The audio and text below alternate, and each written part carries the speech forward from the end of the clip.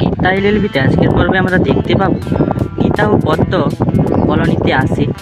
গোটা কলোনির লোকেরা গীতা জিতেছে, গীতাকে তাই সঙ্গে নিয়ে আনন্দে আবির খেলে। স্বস্তিক আসে, স্বস্তিক গীতাকে বলে আপনাকে অভিনন্দন জানাই। গীতা বলে আচ্ছা ঠিক আছে। গিনিকে কান্না করতে দেখে সাত্বিক এসে বলে চোখে জল কেন?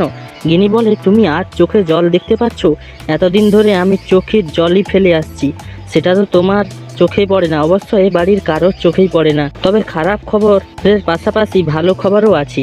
গীতা কেসটাতে জিতেছে, তাই এবার স্বস্তিক গীতাকে সিঁদুর পরিয়ে এই বাড়িতে নিয়ে আসবে। এবার থেকে সারাক্ষণ গীতা গীতা নাম করাটা বন্ধ করে দাও। অগ্নিজিৎ মুখার্জি ও জাগিত্রী আসে। অগ্নিজিৎ মুখার্জি গিনিকে বলে গীতা এ বাড়িতে কখনোই আসবে না, আর এই কেসটার ওপর পর্যন্ত আমি যাব, এর শেষ দেখে ছাড়বো, শেষ তো আমি জিতবই। স্বস্তিক বাড়ি এসে জাগিত্রীকে বলে গীতার গয়না বের করতে আর সিঁদুর কৌটোটিও বের করতে। আমি গীতাকে সিঁদুর পরিয়ে এই বাড়িতে নিয়ে আসবো। জেলে স্যান্ডি ও কাভেয়া আসে। কৃপানকে বলে ভাইয়া তুই ঠিক আছিস? কৃপান বলে এই গীতা আমাকে শেষ করে দিয়েছে। কাভেয়া বলে আমি এটা কিছুতেই মেনে নিতে পারছি না যে আজ স্বস্তিক ওই গীতার ওকে সিঁদুর পরাবে। কৃপান স্যান্ডিকে বলে আমার মাথায় একটা প্ল্যান আছে। স্বস্তিক গীতাকে ফোন করে বলে রেডি তো, আমি আজ। স্বস্তিক আসে রাস্তায়, স্বস্তিককে লাঠির বাড়ি দেয়। তো বন্ধুরা, স্যান্ডি যে স্বস্তিককে মেরেছে, গীতা পারবে স্যান্ডিকে ধরতে?